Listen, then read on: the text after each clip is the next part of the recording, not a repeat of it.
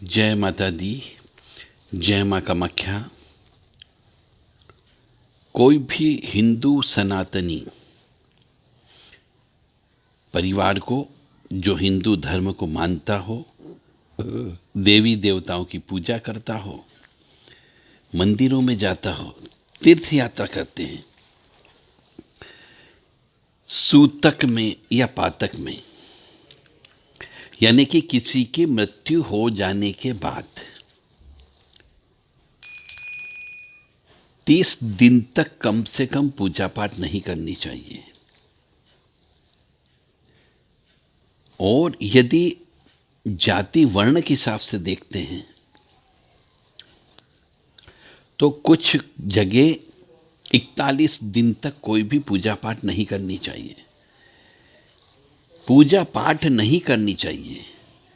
जप कर सकते हो, भगवान का नाम ले सकते हो, सांस ले सकते हो, हर क्षण ईश्वर को याद कर सकते हो, परंतु पूजा पाठ नहीं करते, यानी कि दीपक अगरबत्ती नहीं लगाते, धूप बत्ती नहीं करते, हवन पूजन नहीं करते, भगवान जो घर के अंदर बैठे रहते हैं उनको हाथ नहीं लगाते, मंदिर की सीढ़ियां भी नहीं चढ़ते हैं। बहुत से मनुष्यों को मैं देखता हूं कि वो 13वीं करने के बाद में मंदिर में पूजा करने लगते हैं, 13वीं करने के बाद में मंदिर जाने लग जाते हैं। ऐसा करके वो कृपा प्राप्त करने के बजाय दुख प्राप्त करते हैं और फिर रोते फिरते हैं कि ईश्वर, हमने तो कोई गलती नहीं की थी, फिर तू कष्ट क्यों दे रहा है। जबकि कष्ट की प्राप्ति का तरीका यही है कि आप सूतक में भी पातक में भी मंदिर की सीढ़ियां चढ़ जाते हैं,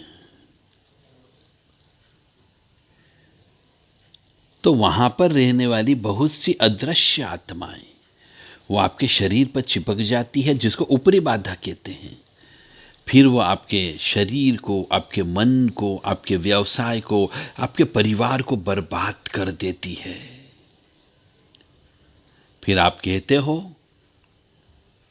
कि हमें कष्ट हो रहा है, हमें तकलीफ हो रही है, हमने किसी का गलत काम नहीं किया, हमने किसी का पैसा नहीं खाया, हमने कोई गलत कार्य नहीं किया, किसी के खिलाफ कोई तंत्रबाजी नहीं की, फिर भी भगवान हमें कष्ट क्यों दे रहा है। क्योंकि आप बहुत सारे ऐसे नियम हैं, शास्त्र के नियम, उन नियमों का पालन नहीं करते हो, इसलिए भी कष्ट की प्राप्ति होती है। उदाहरण के लिए, अमावस्या के दिन स्त्री के साथ नहीं सोया जाता है। अमावस्या के दिन सहवास संभोग नहीं करना चाहिए। अमावस्या के दिन गृह प्रवेश नहीं करना चाहिए और अमावस्या के दिन विवाह नहीं करना चाहिए। अमावस्या के दिन कोई भी मांगलिक कार्यक्रम नहीं करते, जनेऊ संस्कार नहीं की जाती है। और अमावस्या के दिन घर में क्लेश, अशांति, दुख ये नहीं किया जाता है।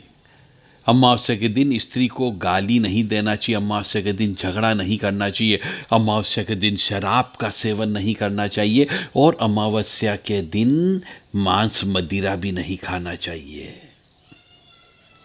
अन्यथा तकलीफ होगी आपको। और नहीं मान रहे हो इसीलिए ही तकलीफ है, और जो तकलीफ में है उसे अवश्य बताओ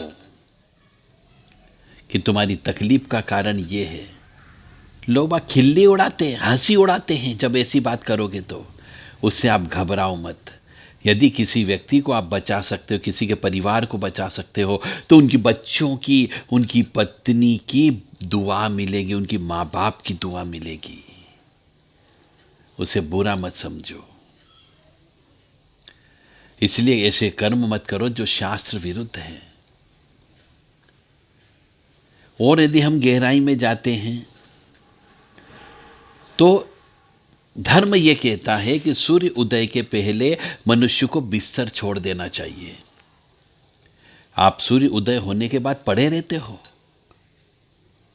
9 बजे उठते हो, 10 बजे उठते हो, तो फिर लक्ष्मी की कृपा प्राप्त नहीं होगी, और जब लक्ष्मी की कृपा प्राप्त नहीं होगी तो दरिद्रता नाम की देवी आपके घर में आएगी, और जब दरिद्रता की कृपा आपके ऊपर होगी तो घर में क्लेश होगा, दुख होगा, अशांति होगी, और कोई न कोई व्यक्ति बीमार पड़ा रहेगा।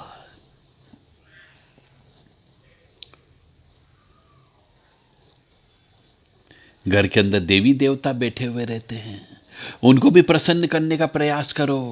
कभी अखंड रामायण करवा लिया करो, कभी रुद्र अभिषेक करवा लिया करो, कभी भागवत गीता का पाठ करा लिया करो, कभी श्रीमद् भागवत पाठ करा लिया करो, कभी कभी 108 हनुमान चालीसा का पाठ करो, खुद करो। नहीं बनता तो करवा लो, कभी सुंदर कांड करवा के हवन करवा लिया करो, अपनी कुल देवी के नाम से आहुति दे दिया करो। तो यह तक कार्य आपको करना होगा, नहीं करोगे तो कष्ट की प्राप्ति अवश्य होगी।